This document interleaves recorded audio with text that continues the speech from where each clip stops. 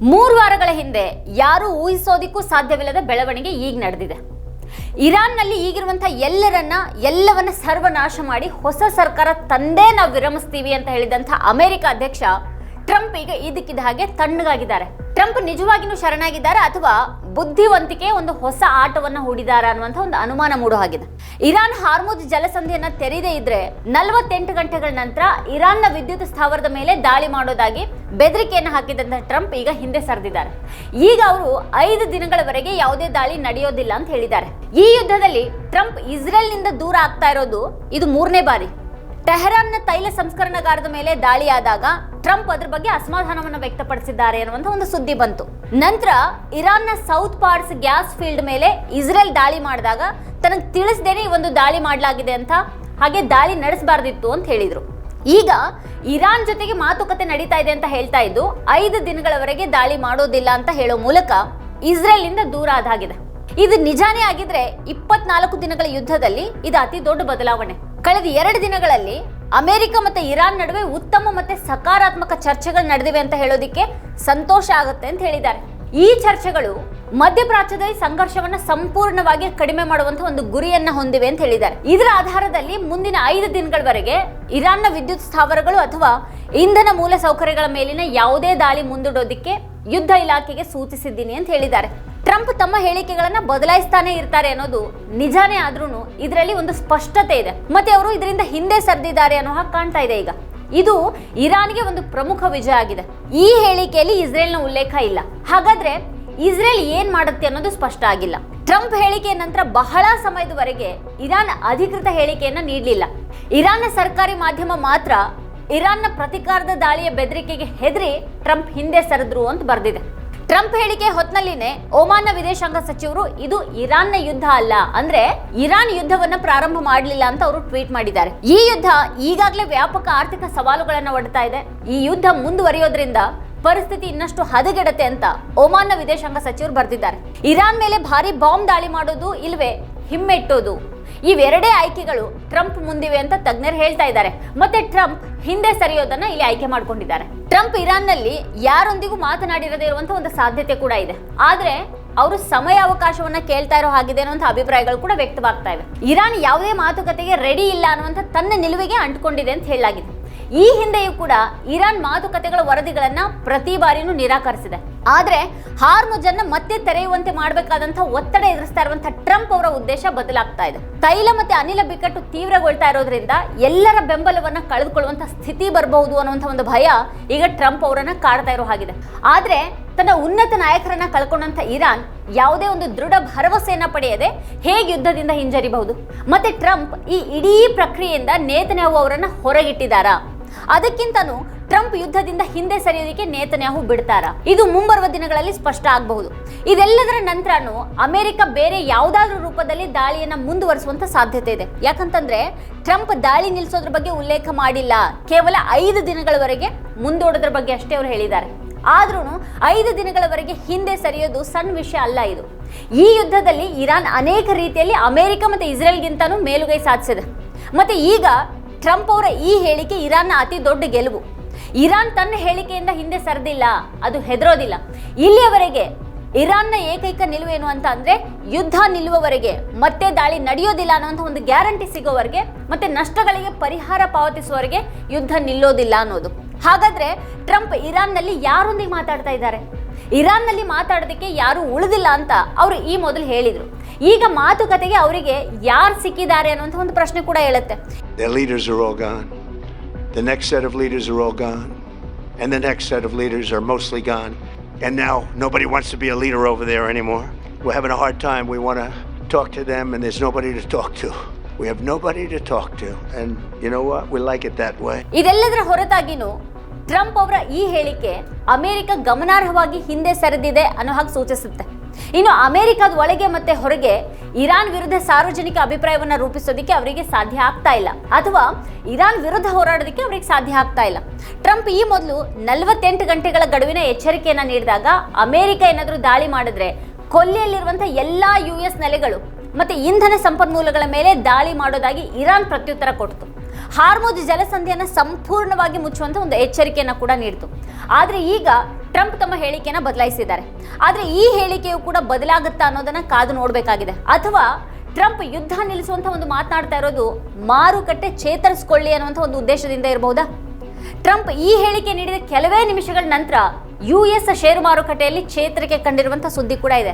ಅಷ್ಟಾದ ಮೇಲೆ ಟ್ರಂಪ್ ಇರಾನ್ನೊಂದಿಗೆ ಮಾತುಕತೆಯನ್ನು ನಡೆಸ್ತಾ ಇಲ್ಲ ಅಂತ ಇರಾನ್ನಿಂದ ಹೇಳಿಕೆಗಳು ಬಂದ ಬಳಿಕ ಮತ್ತೆ ಮಾರುಕಟ್ಟೆಯಲ್ಲಿ ಕುಸಿತ ಕಂಡಿದೆ. ಇನ್ನು ಈ ನಡುವೆ ಡೆಮಾಕ್ರಾಟ್ ಪಕ್ಷದ US senator Chris Murphy Trump ದಾಳಿಗಳನ್ನು ನಿಲ್ಲಿಸಿಲ್ಲ ಅಂತ ಹೇಳಿದ್ರು. ತೈಲ ಬೆಲೆಗಳನ್ನು ಕಡಿಮೆ ಮಾಡೋದಕ್ಕೆ ಟ್ರಂಪ್ ಇಂಥ ಹೇಳಿಕೆಗಳನ್ನು ನೀಡ್ತಾರೆ ಅಂತ ಟೆಹರಾನ್ ವಿಶ್ವವಿದ್ಯಾಲಯದ ಇಂಗ್ಲಿಷ್ ಪ್ರಾಧ್ಯಾಪಕ ಮೊಹಮ್ಮದ್ ಮರಾಂದಿ ಅವರು ಹೇಳಿದ್ದಾರೆ. ಇಲ್ಲಿ ಸತ್ಯ ಏನು ಅಂತ ಅಂದ್ರೆ ಇರಾನ್ನೊಂದಿಗೆ ಯಾವುದೇ ಮಾತುಕತೆಗಳು ನಡೀತಾ ಇಲ್ಲ ಅಂತ ಅವ್ರು ಹೇಳಿದ್ದಾರೆ. ಇದೆಲ್ಲದರ ನಡುವೆ ಇಸ್ರೇಲ್ ಪಾತ್ರ ಏನು ಹಾಗಾದ್ರೆ? ಟೆಹರಾನ್ ಮತ್ತಿತರ ಇರಾನ್ ನಗರಗಳ ಮೇಲೆ ಇಸ್ರೇಲ್ ಮತ್ತೆ ಬೃಹತ್ ಬಾಂಬ್ ದಾಳಿ ನಡೆಸೋದಕ್ಕೆ ಟ್ರಂಪ್ ಹೇಳಿಕೆನೇ ಕಾರಣನಾ? ಇಸ್ರೇಲ್ ತನ್ನ ಹತಾಶೆಯನ್ನು ವ್ಯಕ್ತಪಡಿಸ್ತಾ ಇದೆಯಾ? ಟ್ರಂಪ್ ಯಾಕೆ ಹೀಗಂದ್ರು ಅಂತ ನೇತನ್ಯಾಹು ಆಘಾತಗೊಂಡಿದ್ದಾರೆ. ಡಿಮೋನಾ ಮೇಲೆ ದಾಳಿ ಮಾಡೋ ಮೂಲಕ ಇರಾನ್ ಇಸ್ರೇಲಿ ಪರಮಾಣು ತಾಣಗಳಿಗೆ ತನ್ನ ಪ್ರವೇಶವನ್ನ ತೋರಿಸಿದೆ. ಆದ್ರೂ ದಾಳಿ ನಗರದೊಳಗೆ ಸಂಭವಿಸಿದ್ದು ನಗರದ ಹೊರಗಿರುವಂತಹ ಪರಮಾಣು ಸಂಶೋಧನಾ ಕೇಂದ್ರವನ್ನ ಇರಾನ್ ಕ್ಷಿಪಣಿಗಳು ತಲುಪಲಿಲ್ಲ ಅಂತ ಹೇಳಲಾಗಿದೆ. ಡಿಮೋನಾ ಉನ್ನತ ಮಟ್ಟದ ಭದ್ರತಾ ವ್ಯವಸ್ಥೆಯನ್ನು ಹೊಂದಿದ್ರು ಇರಾನಿನ ಕ್ಷಿಪಣಿಗಳು ಪ್ರತಿಬಂಧಕಗಳನ್ನ ಭೇದಿಸಿ ಅಲ್ಲಿಗೆ ತಲುಪಿವೆ.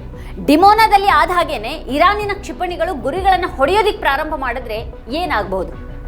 US ಮತ್ತೆ ಇಸ್ರೇಲ್ ಇರಾನಿನ ನಟಾಂಜ್ ನಗರದ ಮೇಲೆ ಪದೇ ಪದೇ ದಾಳಿ ಮಾಡ್ತಾ ಇರೋದು ಯಾಕೆ? ಇತರ ದೇಶಗಳನ್ನ ಯುದ್ಧಕ್ಕೆ ಸೆಳೆಯೋದಿಕ್ಕೆ ಈ ರೀತಿ ಪರಮಾಣು ತಾಣಗಳನ್ನ ಗುರಿ ಮಾಡಲಾಗ್ತಾ ಇದೆಯಾ?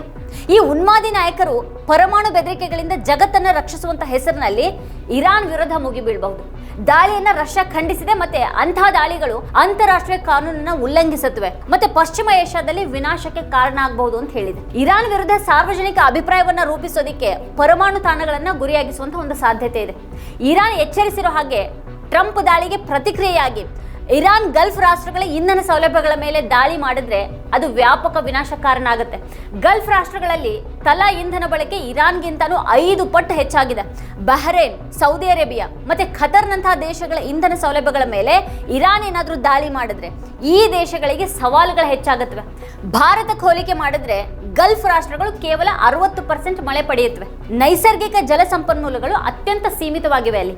ಬಹ್ರೇನ್ ಮತ್ತೆ ಖತರ್ನಂತಹ ದೇಶಗಳು ಉಪ್ಪು ನೀರಿನ ಸಂಸ್ಕರಣಾ ಘಟಕಗಳಿಂದ ನೀರು ಪಡೀತವೆ. UAEಯ 80% ನೀರು ಮತ್ತೆ ಸೌದಿ ಅರೇಬಿಯಾದ 50% ನೀರನ್ನ ಸಮುದ್ರದ ನೀರನ್ನ ಸಂಸ್ಕರಿಸುವ ಮೂಲಕನೇ ಬರುತ್ತೆ. ಇರಾನ್ ಈ ಸೌಲಭ್ಯಗಳ ಮೇಲೆ ದಾಳಿ ಮಾಡಿದ್ರೆ ಸಾಮಾನ್ಯ ಜನರಿಗೆ ಏನಾಗಬಹುದು? ಹಾಗಾದ್ರೆ US ತಾನಾಗಿನೇ ಯಾಕೆ ಯುದ್ಧವನ್ನ ನಿಲ್ಲಿಸ್ತಾ ಇಲ್ಲ? ನೇತನ್ಯಾಹು ಮೇಲೆ ಯಾಕೆ ಒತ್ತಡವನ್ನ ಹೇರ್ತಾ ಇಲ್ಲ? ಅದಕ್ಕೆ ಗಲ್ಫ್ ರಾಷ್ಟ್ರಗಳ ಬಗ್ಗೆ ಕಾಳಜಿ ಅನ್ನೋದಿಲ್ವಾ? ಬದಲಾಗಿ ಇರಾನ್ಗೆ ಮನವಿ ಮಾಡಲಾಗ್ತಾ ಇದೆ. ಹಾರ್ಮುಜ್ ತೆರೆಯೋದಕ್ಕೆ ಅದ್ರ ಮೇಲೆ ಬಾಂಬ್ ದಾಳಿ ಮಾಡುವಂತ ಬೆದರಿಕೆಯನ್ನು ಹಾಕಲಾಗ್ತಾ ಇದೆ. ಹಾರ್ಮುಜ್ ಜಲಸಂಧಿಯನ್ನ ಮುಚ್ಚಿಲ್ಲ ಅಂತ ಇರಾನ್ ಹೇಳಿದೆ. ಇರಾನ್ ಶತ್ರುಗಳನ್ನ ಹೊರತುಪಡಿಸಿ ಬೇರೆಯವರಿಗೆ ಜಲಸಂಧಿ ಮುಕ್ತವಾಗಿದೆ ಅಂತ ಅದು ಹೇಳಿದೆ. ಇನ್ನು ಈ ನಡುವೆ ಹಾರ್ಮುಜ್ ಜಲಸಂಧಿಯ ಮೂಲಕ ಸಾಗಣೆಗೆ ಇರಾನ್ ಶುಲ್ಕ ವಿಧಿಸಬಹುದು ಅನ್ನುವಂಥ ವರದಿಯಾಗಿದೆ. ಇಲ್ಲಿಯವರೆಗೆ ಹಾರ್ಮುಜ್ ಮೂಲಕ ಹಾದು ಹೋಗುವಂತಹ ಹಡಗುಗಳಿಗೆ ಇರಾನ್ ಶುಲ್ಕವನ್ನ ವಿಧಿಸ್ತಾ ಇರಲಿಲ್ಲ. ಪನಾಮಾ ಕಾಲುವೆ ಮತ್ತೆ ಸುಯೇಜ್ ಕಾಲುವೆ ಅಂತಹ ಕಿರಿದಾದ ಮಾರ್ಗಗಳಲ್ಲಿ ಈಗಾಗಲೇ ಶುಲ್ಕ ವಿಧಿಸಲಾಗಿದೆ. ಬಾಸ್ಪರಸ್ ಜಲಸಂಧಿಯ ಮೂಲಕ ಹಾದು ಹೋಗುವಂತಹ ಹಡಗುಗಳಿಂದ ಟರ್ಕಿ ಕೂಡ ಶುಲ್ಕ ವಿಧಿಸುತ್ತೆ. ಜರ್ಮನಿ, ಕೆನಡಾ ಮತ್ತೆ US ಕೂಡ ತಮ್ಮ ಪ್ರದೇಶಗಳಲ್ಲಿನ ಹಡಗುಗಳಿಂದ ಶುಲ್ಕವನ್ನ ಪಡೆಯುತ್ತವೆ. ಇರಾನ್ ಪ್ರತಿ ಟ್ಯಾಂಕರ್ನಿಂದ $20 ಲಕ್ಷ ಬೇಡಿಕೆ ಇಡಬಹುದು ಅಂತ ಕೆಲವು ವರದಿಗಳು ಹೇಳ್ತವೆ. ಆದ್ರೆ ಭಾರತದಲ್ಲಿನ ಇರಾನಿನ ರಾಯಭಾರಿ ಕಚೇರಿ ಇದನ್ನ ನಿರಾಕರಿಸಿದೆ. ಇರಾನ್ ಶತಮಾನಗಳವರೆಗೆ ಹೋರಾಡ್ತೇನೆ ಹೊರತು ಶರಣಾಗೋದಿಲ್ಲ ಅಂತ ಹೇಳ್ತಾ ಇದೆ. ಈಗ ಯುದ್ಧ ಅನ್ನೋದು ಬಿಕ್ಕಟ್ಟಾಗಿಲ್ಲ. ಹಾರ್ಮುಜ್ ನಿಜವಾದ ಬಿಕ್ಕಟ್ಟು ಅನ್ನೋ ಹಾಗೆ ಬಿಂಬಿಸಲಾಗ್ತಾ ಇದೆ. ಆದ್ರೆ ಗಲ್ಫ್ ದೇಶಗಳು ಸೇರಿದ ಹಾಗೆ ತೈಲ ಮತ್ತೆ ಅನಿಲ ಸ್ಥಾವರಗಳನ್ನ ಗುರಿಯಾಗಿಸುವವರೆಗೆ ಹಾರ್ಮುಜ್ ತೆರೆಯೋದ್ರಿಂದ ಎಲ್ಲಾ ಪೂರೈಕೆ ಸಮಸ್ಯೆಗಳು ಬಗೆಹರಿಯೋದಿಲ್ಲ. ಹಾರ್ಮುಜ್ ಅನ್ನು ತೆರೆಯುವಂತೆ 22 ದೇಶಗಳು ಇರಾನ್ಗೆ ಮನವಿ ಮಾಡಿವೆ. ಇವುಗಳಲ್ಲಿ ಜಪಾನ್, ಬ್ರಿಟನ್, ಆಸ್ಟ್ರೇಲಿಯಾ, ಫ್ರಾನ್ಸ್, ದಕ್ಷಿಣ ಕೊರಿಯಾ ಮತ್ತೆ ಕೆನಡಾದ ಪ್ರಧಾನಮಂತ್ರಿಗಳು ಕೂಡ ಸೇರಿದ್ದಾರೆ. ಇದಕ್ಕೆ ಪ್ರತಿಕ್ರಿಯೆಯಾಗಿ ಜಪಾನ್ನಲ್ಲಿರುವಂತಹ ಇರಾನಿನ ರಾಯಭಾರಿ ಕಚೇರಿ ಅಮೆರಿಕ ಮತ್ತೆ ಇಸ್ರೇಲಿ ದಾಳಿಗಳ ಮೊದಲು ಪರಿಸ್ಥಿತಿ ಹೇಗಿತ್ತು ಅಂತ ಈ ದೇಶಗಳಿಗೆ ತಿಳಿದಿಲ್ವಾ ಅಂತ ಕೇಳಿದೆ. ವರ್ಷಗಳಿಂದ ಈ ದೇಶಗಳು ತಮ್ಮ ಹಡಗುಗಳನ್ನು ಈ ಮಾರ್ಗದ ಮೂಲಕ ಉಚಿತವಾಗಿ ಸಾಗಿಸ್ತಾ ಇದ್ವು. ಇರಾನ್ ಈ ಮಾರ್ಗದಿಂದ ಯಾವತ್ತೂ ಕೂಡ ಪ್ರಯೋಜನ ಪಡೆಯೋದಿಕ್ಕೆ ಸಾಧ್ಯ ಆಗಲಿಲ್ಲ. ಇರಾನ್ ಇತರರ ಸುರಕ್ಷತೆಯನ್ನು ಖಚಿತಪಡಿಸಿಕೊಳ್ತಾ ಇದೆ. ಇದು ಇರಾನ್ನ ಸಂಯಮದ ಉದಾಹರಣೆ ಅಲ್ವಾ ಅಂತ ಅದಕ್ಕೆ ಹೇಳಿದೆ. ಇಲ್ಲಿ ಮತ್ತೊಂದು ಪ್ರಶ್ನೆ ಏನು ಅಂತ ಅಂದ್ರೆ, ಇರಾನ್ ಅಮೆರಿಕ ಮತ್ತು ಇಸ್ರೇಲ್ಗೆ ಗಮನಾರ್ಹ ಹಾನಿ ಮಾಡಿದ್ರು ಅದು ನಿಜವಾಗಿಯೂ ಎಷ್ಟು ದಿನ ವಿವೇಚನೆ ಇಲ್ಲದೇನೆ ಕ್ಷಿಪಣಿಗಳನ್ನು ಹಾರಿಸ್ತಾನೆ ಇರುತ್ತೆ. ಈ 4ನೇ ವಾರದಲ್ಲಿ ಇರಾನ್ ಖಂಡಿತವಾಗಿಯೂ US ಮತ್ತೆ ಇಸ್ರೇಲ್ ಮುಂದೆ ದುರ್ಬಲಗೊಂಡಿಲ್ಲ, ಆದ್ರೆ ಅದು ಗಮನಾರ್ಹ ನಷ್ಟವನ್ನು ಅನುಭವಿಸಿದೆ. ಗಲ್ಫ್ ಮತ್ತು ಇಸ್ರೇಲ್ನಲ್ಲಿರುವಂತಹ ವಿದ್ಯುತ್ ಸ್ಥಾವರಗಳನ್ನು ನಾಶ ಮಾಡೋ ಮೂಲಕ ಇರಾನ್ ಪ್ರತೀಕಾರವನ್ನು ತೀರಿಸ್ಕೊಳ್ಳೋದಕ್ಕೆ ಸಾಧ್ಯವಾಗುತ್ತಾ? ಇರಾನ್ನ 92%ಗಿಂತ ಹೆಚ್ಚು ಕ್ಷಿಪಣಿಗಳು ಮತ್ತು ಡ್ರೋನ್ಗಳನ್ನು ತಡೆ ಹಿಡಿಯಲಾಗಿದೆ ಅಂತ ಇಸ್ರೇಲ್ ಹೇಳ್ಕೊಂಡಿದೆ ಅನ್ನೋದನ್ನ ಗಮನಿಸಿದ್ರೆ ಅದರ ದಾಳಿಗಳಲ್ಲಿ ಕೇವಲ 8% ಮಾತ್ರನೇ ನೆಲವನ್ನು ತಲುಪ್ತವೆ. US ಮತ್ತು ಇಸ್ರೇಲ್ ಇರಾನ್ನಲ್ಲಿ ಹೆಚ್ಚಿನ ವಿನಾಶವನ್ನು ಉಂಟು ಮಾಡ್ತಾ ಇವೆ. ಈ ನಡುವೆ ಮಾರ್ಚ್ 20ರಂದು ಹಿಂದೂ ಮಹಾಸಾಗರದ ದೂರದ ದ್ವೀಪದ ಮೇಲೆ ನಡೆದಂಥ ಒಂದು ದಾಳಿ ಇಡೀ ಜಗತ್ತನ್ನೇ ಎಚ್ಚರಿಸಿದೆ. ಡಿಯಾಗೋ ಗಾರ್ಸಿಯಾ ಅಂತ ಕರೆಯಲಾಗುವಂಥ ಈ ದ್ವೀಪ US ಮತ್ತು ಬ್ರಿಟಿಷ್ ವಾಯುನೆಲೆಗಳನ್ನು ಹೊಂದಿದೆ. 2500 US ಸೈನಿಕರು ಅಲ್ಲಿ ಬೀಡುಬಿಟ್ಟಿದ್ದಾರೆ. ವಿಯೆಟ್ನಾಂನಿಂದ ಇರಾಕ್, ಅಫ್ಘಾನಿಸ್ತಾನ್ ಮತ್ತೆ ಯೆಮನ್ಗೆ US ಬಾಂಬ್ ದಾಳಿಗೆ ಡಿಯಾಗೋ ಗಾರ್ಸಿಯಾ ನೆಲೆಯಾಗಿದೆ. ಇರಾನಿನ ಬ್ಯಾಲಿಸ್ಟಿಕ್ ಕ್ಷಿಪಣಿಗಳು ಅಲ್ಲಿ ದಾಳಿ ಮಾಡೋದಕ್ಕೆ ಪ್ರಯತ್ನಿಸಿದಂತಹ ಸುದ್ದಿ ಸಂಚಲನ ಮೂಡಿಸಿದೆ. ಇರಾನ್ ಜಗತ್ತನ್ನ ಬೆಚ್ಚಿ ಬೀಳಿಸಿದೆ. ದಾಳಿಯನ್ನು ಯಾರು ನಡೆಸಿದ್ದಾರೆ ಅನ್ನೋದು ಇನ್ನೂ ಕೂಡ ಸ್ಪಷ್ಟವಾಗಿಲ್ಲವಾದ್ರೂ ಡಿಯಾಗೋ ಗಾರ್ಸಿಯಾ ಮೇಲಿನ ದಾಳಿ ಈಗ ಹೊಸ ಭಯವನ್ನು ಹುಟ್ಟುಹಾಕಿದೆ ಅನ್ನೋದಂತೂ ಸ್ಪಷ್ಟ. ಇರಾನ್ ಈ ಒಂದು ಸುದ್ದಿಯಿಂದ ಇಲ್ಲಿಯವರೆಗೆ ದೂರ ಇದೆ. ಭಯ ಹರಡೋದಿಕ್ಕೆ ಮತ್ತೆ ಯುರೋಪಿಯನ್ ದೇಶಗಳನ್ನ ತನ್ನ ಕಡೆ ತಿರ್ಸೋದಿಕ್ಕೆ ಇಸ್ರೇಲ್ ಈ ಒಂದು ದಾಳಿ ನಡೆಸಿದೆ ಅಂತ ಅದು ಹೇಳ್ಕೊಂಡಿದೆ. ಇರಾನಿನ ಕ್ಷಿಪಣಿಗಳು ಲಂಡನ್, ಪ್ಯಾರಿಸ್ ಮತ್ತೆ ಬರ್ಲಿನ್ ಅನ್ನ ತಲುಪಬಹುದು ಅಂತ ಇಸ್ರೇಲಿ ಮಿಲಿಟರಿ ಟ್ವೀಟ್ ಮಾಡಿದೆ. ಪ್ರಧಾನಿ ನರೇಂದ್ರ ಮೋದಿ ಈ ಯುದ್ಧದ ಪರಿಣಾಮವನ್ನ ಕೋವಿಡ್ ಸಮಯಕ್ಕೆ ಹೋಲಿಸೋದಕ್ಕೆ ಪ್ರಾರಂಭ ಮಾಡಿದ್ದಾರೆ. ಈಗ ಟ್ರಂಪ್ 5 ದಿನ ದಾಳಿ ಇಲ್ಲ ಅಂತ ಹೇಳಿದ್ದಾರೆ. ಯುದ್ಧ ಇನ್ನೂ ನಿಂತಿಲ್ಲ, ಆದರೆ ಇಂಧನ ಸ್ಥಾವರಗಳು ಮತ್ತು ವಿದ್ಯುತ್ ಸ್ಥಾವರಗಳ ಮೇಲಿನ ದಾಳಿಗಳು 5 ದಿನಗಳವರೆಗೆ ಸ್ಥಗಿತಗೊಂಡಿವೆ. ಇರಾನ್ ತನ್ನ ತಾಕತ್ತನ್ನು ತೋರಿಸೋದ್ರಿಂದಾಗಿ ಇದು ಸಾಧ್ಯ ಆಗಿದೆ. ಟ್ರಂಪ್ ಹೇಳಿಕೆಯನ್ನ ನೇತನ್ಯಾಹು ಅವರು ಇಷ್ಟಪಡೋದಿಲ್ಲ. ಟ್ರಂಪ್ ಒಂದು ವೇಳೆ ಯುದ್ಧ ನಿಲ್ಲಿಸೋದಕ್ಕೆ ಬಯಸಿದ್ರು ಇರಾನ್ ಷರತ್ತುಗಳನ್ನು ಅವ್ರು ಒಪ್ಪುತ್ತಾರಾ? ಏನಾಗಲಿದೆ ಅನ್ನೋದನ್ನ ಕಾದು ನೋಡಬೇಕಾಗಿದೆ. ವೀಕ್ಷಕರ ಕುರಿತು ನಿಮ್ಗೇನು ಅನ್ಸುತ್ತೆ, ಏನು ಅಭಿಪ್ರಾಯ ಇದೆ ಅದನ್ನು ವಿಡಿಯೋ ಕೆಳಗಡೆ ಕಮೆಂಟ್ ಮಾಡಿ ನಮಗೆ ತಿಳಿಸಿ. ಇದೇ ಹೊತ್ತಿನ ಸ್ಪೆಷಲ್ ನೋಡ್ತಾ ಇರಿ ವಾರ್ತಾಭಾರತಿ. ನೀವಿನ್ನು ವಾರ್ತಾಭಾರತಿ ಯೂಟ್ಯೂಬ್ ಚಾನಲನ್ನು ಸಬ್ಸ್ಕ್ರೈಬ್ ಮಾಡಿಲ್ಲ ಅನ್ನೋದಾದರೆ ಈ ಕೂಡಲೇ ಸಬ್ಸ್ಕ್ರೈಬ್ ಮಾಡಿ, ಹಾಗೆ ಪಕ್ಕದಲ್ಲೇ ಇರುವಂಥ ಬೆಲ್ ಐಕಾನ್ನ ಪ್ರೆಸ್ ಮಾಡಿ ನಮ್ಮನ್ನು ಪ್ರೋತ್ಸಾಹಿಸಿ.